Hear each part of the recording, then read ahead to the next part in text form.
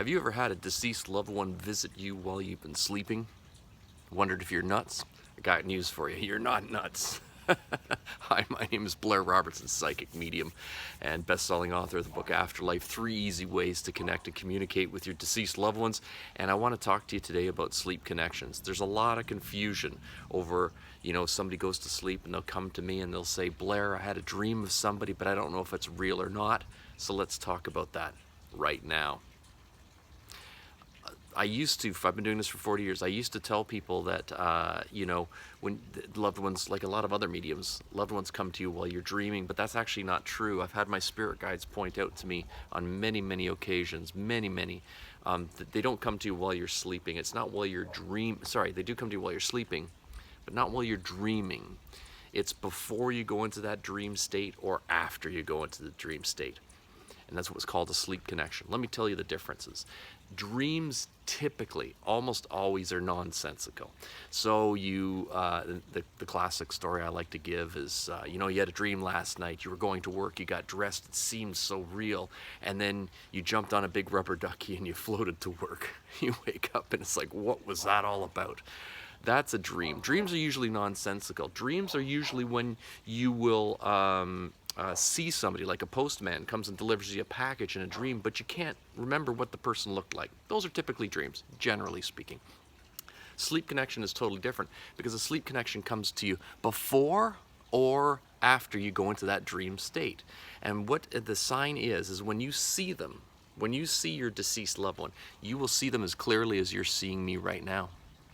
If they speak to you, you'll hear them as clearly as I'm speaking to you right now. If they actually reach out and touch you, you'll actually feel that touch. And here's the big signature. This is the one that my spirit guides revealed to me a number of years ago, and thankfully a lot of people are picking up on this. When you wake up, it will feel like if you had just opened up your eyes a split second before, you would have seen them standing beside your bed. It will feel like if you only just opened up your eyes just a split second, you would have caught a glimpse of them.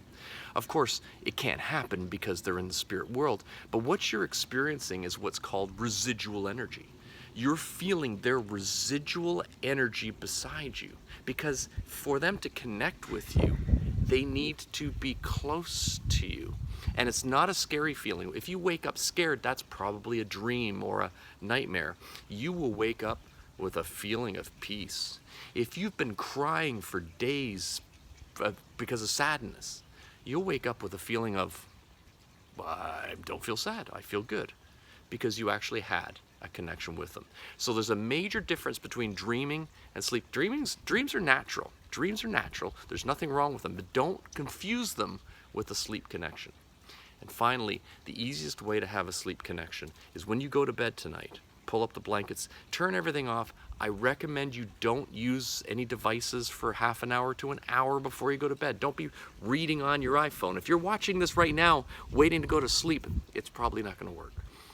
Do some breathing. Check out my video on how to do the breathing exercises, bed and meditation.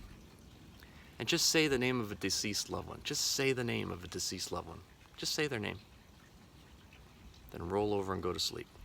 Ask for a deceased loved one to come and visit you. Is it going to work every night? No, it's not supposed to. They don't want you to depend on them, but they often do, and you'll have that connection. And the most important message they want you to know, and the most important message that they want you to hear is this: love never dies. They're always with you. They may physically be gone, but they're not spiritually gone. They're still with you. And they want you to know that they're happy. That's the most common message at my group readings, private readings. I'm happy over here.